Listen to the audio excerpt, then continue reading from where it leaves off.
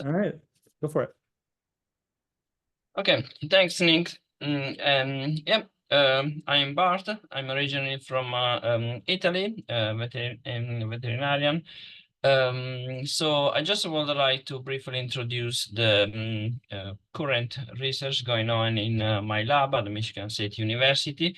So my lab focuses on fish pathobiology and immunology lab work. So actually my work is also currently possible thanks to the kind contribution of my son Carlos. He's just 3 years and he's already learning the job. So one of the work we are currently doing in my lab is actually to continue what I've been doing before in Europe, starting from my PhD in Scotland and in Austria as well. So I had the idea that PKD may be also in the Great Lakes. So because of the presence of tetracapsuloid briosalmone may be here because the environmental conditions are becoming favorable for this parasite to be here.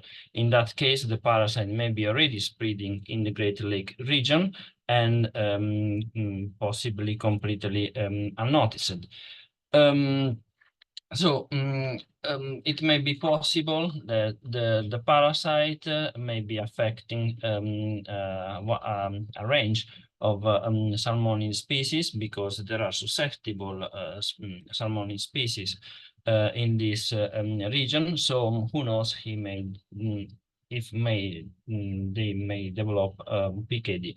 So our current work is now trying to investigate if the infection is happening, where is happening, if PKD may be seen, maybe elicited in some of other hosts. So also to map the occurrence of tetracapsuloid briosalmone in the Great Lakes. And by doing so, we're going to be able then to carry out a more detailed pathobiology study to actually better study what kind of immune response the host may pose against tetracapsuloid briosalmone. So this research topic is supported by a couple of projects. One of them, the multi-state conservation grant program is already completed in terms of funding. So it was done in partnership with the DNR, mostly from Michigan, but also from other states, and also with the Alaska Department of Fish and Game, with Jade Ferguson.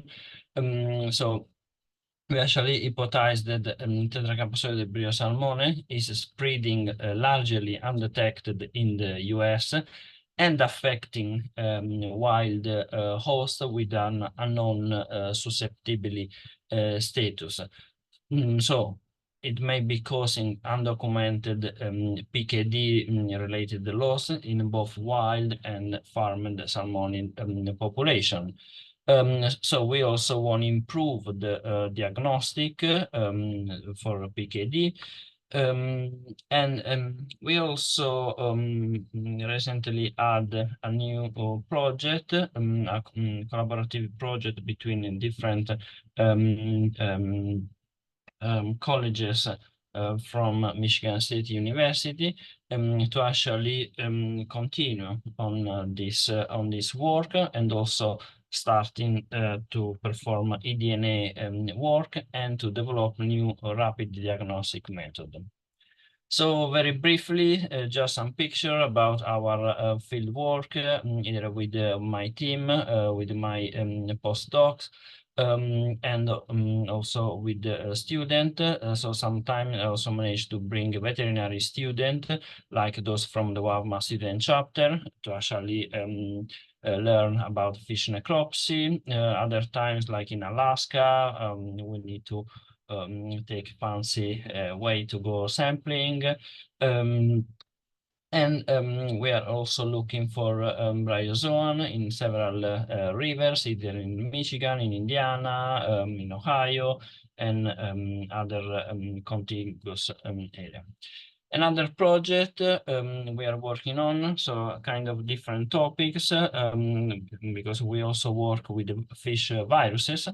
It's actually focusing on KHV, on cyprinid herpes virus 3 infection. And this project is funded by the US Israel Binational Agriculture Research and Development Fund. So the aim is actually to study the interaction of KHV with the different types of hosts, so comparing the immune response in susceptible and resistant common carp, and then to compare this kind of immune response that we see in common carp, which is the most susceptible host, also to study invasive Asian carp species, which are a big issue in North America and becoming a big issue also for the Great Lakes. So briefly, we perform in the in vitro part in my lab, also because we are legally unable to hold any live carp in Michigan. And in this way, we want better understand the pathobiology mechanism at the base of the infection in this kind of different host. So we recently had a new project that actually is supporting Santosh, so who is actually giving some update from this project, also part of this new fellowship. I also teach the aquatic animal medicine clerkship at MSU. So the next one will be next spring. If you want to get more information, you can scan this code. And if anybody of you may be interested, I may also accept visiting student. The course is done in partnership with the University of Pretoria in South Africa, in partial partnership, and it includes several activities, so from frontal lecture to activity visiting lab, fish farm, public aquarium, and so on. Just would like to conclude with a note about WAVMA, because last year I was the WAVMA president. I'm still the chair of the WAVMA Education Student Committee. Just to invite you to attend the next WAVMA webinar, which will be actually focusing on stingray in collaboration with the Thai Aquatic Veterinary Association. And this will be free for anybody to attend live. And also, if there is anybody of you part of WAVMA student chapter in your own university, we currently go an open application for the WAVMA student chapter mini grant. So you can apply for up to $500. And now I would like to leave to Santosh. Thanks, Nick, for this time. Great. You got a lot going on there, Bart. Thanks for sharing it. And we're excited to hear a little bit more about Santosh's work here.